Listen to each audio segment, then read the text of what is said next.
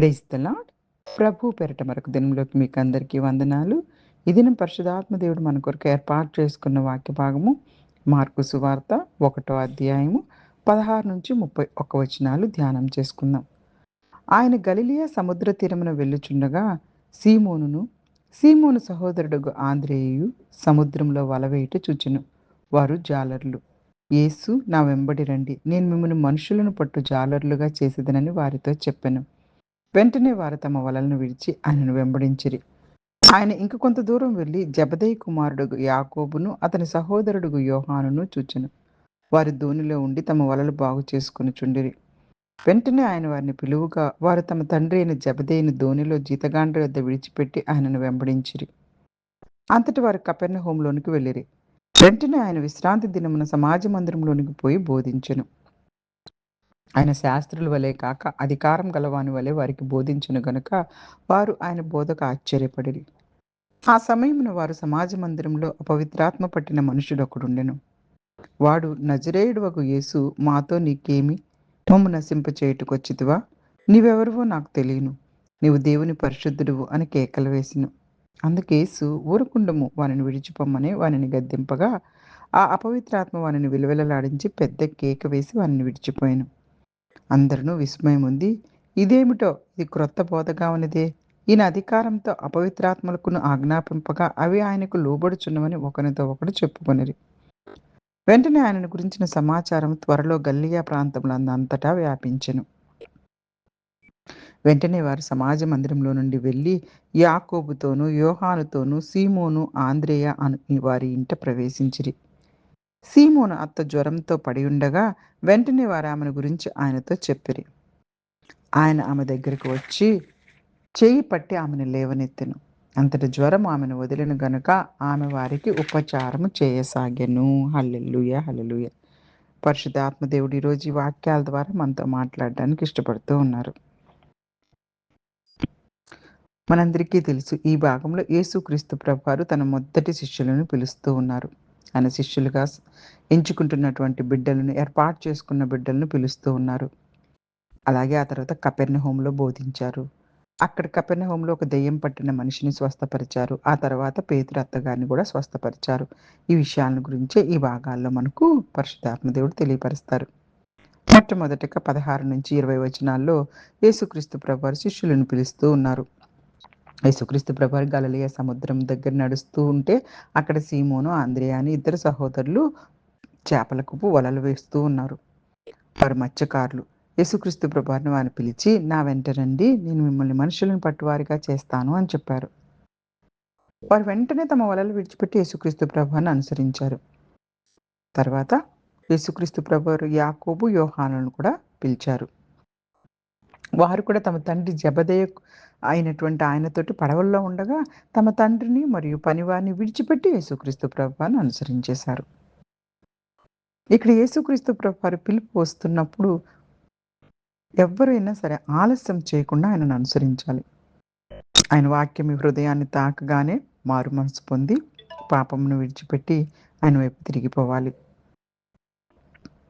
శిష్యులు తమ పాత జీవితాలను విడిచిపెట్టి యేసుక్రీస్తు ప్రభువారికి ప్రాధాన్యత ఇచ్చారు. ఇక్కడ గొప్ప విషయము. యేసుక్రీస్తు ప్రభువారు ఎంతగా వారిని పిలవగానే చూడండి, మన వృత్తి, మన ప్రతిభ, జీవితాన్ని అన్నిటినీ కూడాను మనము ఆయన రాజ్య సేవకే ఉపయోగించాలి. 21 నుంచి కూడా కొన్ని వచనాలు చూసుకుంటే వారు కపెర్నహూములోకి వెళ్ళారు. అక్కడ సమాజ మందిరంలోకి వెళ్ళి యేసుక్రీస్తు ప్రభువారు బోధిస్తూ ఉన్నారు. ఆనాడు సమాజ మందిరాలు యూదులకి అనేకమైనవి ఉండేవి. ప్రతి శనివారం కూడా వారు సమాజ మందిరంలో కూడుకునేవారు. అందుకే యేసుక్రీస్తు ప్రభువారు కపెర్నహూములో ఉన్న సమాజ మందిరంలోకి వెళ్ళి వాళ్ళకి బోధిస్తున్నారు. ప్రజలు ఆయన బోధలకు ఆశ్చర్యపోతూ ఉన్నారు. ఎందుకంటే అంతకుముందు చెప్తున్నటువంటి ధర్మశాస్త్రం తెలిసిన శాస్త్రుల వలె కాకుండా చాలా అధికారపూర్వకంగా, చాలా చక్కగా, చాలా అద్భుతంగా ఉంటూ ఉందన్నమాట యేసుక్రీస్తు ప్రభువారి బోధ. యేసుక్రీస్తు ప్రభువారి మాటల్లో దేవుని అధికారం ఉంది కనుక మన జీవితాన్ని మార్చగల శక్తి ఆయన వాక్యంలో ఉన్నది. కేవలం వినడం మాత్రమే కాకుండా ఆయన మాటలను విశ్వసించి మనందరం ఆచరించాలి. అక్కడ అపవిత్రాత్మ నుండి విముక్తి. సమాజ మందిరంలో అపవిత్రాత్మ పట్టిన ఒక మనుష్యుడున్నాడు. ఆ అపవిత్రాత్మ యేసుక్రీస్తు ప్రభువాన్ని గుర్తించి ఆయన ఎవరినో తెలుసుకుంది. యేసుక్రీస్తు ప్రభువారు దానిని గద్దించి ఈ మనిషిని విడిచిపెట్టమని ఆజ్ఞాపించారు. అపవిత్రాత్మ యేసు ప్రభువారి యొక్క ఆజ్ఞకు లోబడి ఆ మనిషిని విడిచిపెట్టింది. అక్కడున్న ప్రజలు యేసుక్రీస్తు ప్రభువారి యొక్క అధికారాన్ని చూసి ఆశ్చర్యపోయారు. యేసుక్రీస్తు ప్రభువారికి చెడు శక్తుల మీద కూడా సంపూర్ణ అధికారం ఉంటుంది. అందుకే మన భయాలు, మన ఆందోళనలు, మన బంధాలు ఏవైనా సరే మనం ఆయనకు అప్పగించినప్పుడు, ఆయనపై విశ్వాసంతో నిలబడ్డప్పుడు అవి ఏవి మనకు అవసరమో వాటిని మాత్రమే మన జీవితాల్లో ఉంచుతారు. ఏవి మనకు అవసరం లేదో, మనలో ఏవి భయాన్ని, ఆందోళనను కలిగిస్తున్నాయో వాటన్నిటిని కూడా ఆయనే తొలగిస్తారు. హల్లెలూయా! హల్లెలూయా! తర్వాత 29 నుంచి వచనాలు చూసుకుంటే పేతురు అత్తగారిని స్వస్థపరచడం.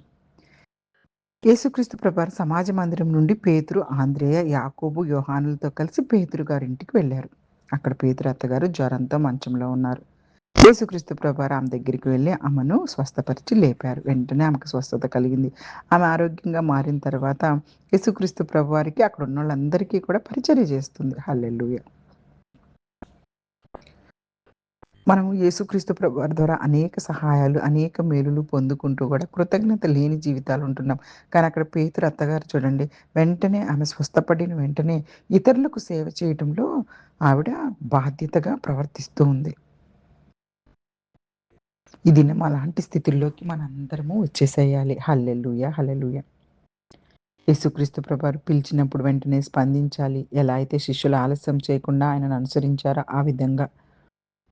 అలాగే ఆయన వాక్యం మన హృదయాలను మార్చగలదు గనక, ఆయన మాటలకు దేవుని శక్తి, అధికారం ఉన్నది గనక, ఆయన మాటలను విని మనము మన హృదయాన్ని మార్చుకోవాలి. అలాగే మన భయాలపై, మనకున్న ఆందోళనపై, మనకున్నటువంటి అనేకమైన విషయాల కంటే యేసుక్రీస్తు ప్రభువారు శక్తివంతుడు.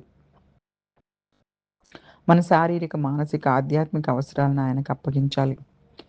పేతురు గారు, అత్తగారు ఎలా స్వస్థత పొందిన వెంటనే పరిచర్య చేస్తూ ఉన్నారో, మనం కూడా దేవుని నుండి పొందిన ఆశీర్వాదాలను, అన్ని విషయాలను కూడా ఇతరులకు సహాయం చేయడానికి కూడా ఉపయోగించాలి. ఈ యొక్క వాక్య భాగాల ద్వారా మనందరము ప్రార్థన చేసుకోవాలి. అయ్యా! నీ పిలుపుకు వినే హృదయాన్ని మాకు దయచేయి. వాక్యాన్ని విశ్వసించి ప్రతి పరిస్థితిలో మీ శక్తిపై ఆధారపడే విశ్వాసాన్ని మాకివ్వమని, మమ్మల్ని ఆశీర్వదించి ఇతరులకు సేవ చేసే జీవితాన్ని మాకు అనుగ్రహించమని అందరము ప్రార్థించే వారిలో ఉండాలని కోరుకుంటూ చిన్ని వాక్యాన్ని దేవుడు ఆశీర్వదించి దీవించునుగాక. Amen. God bless you all. God bless you all.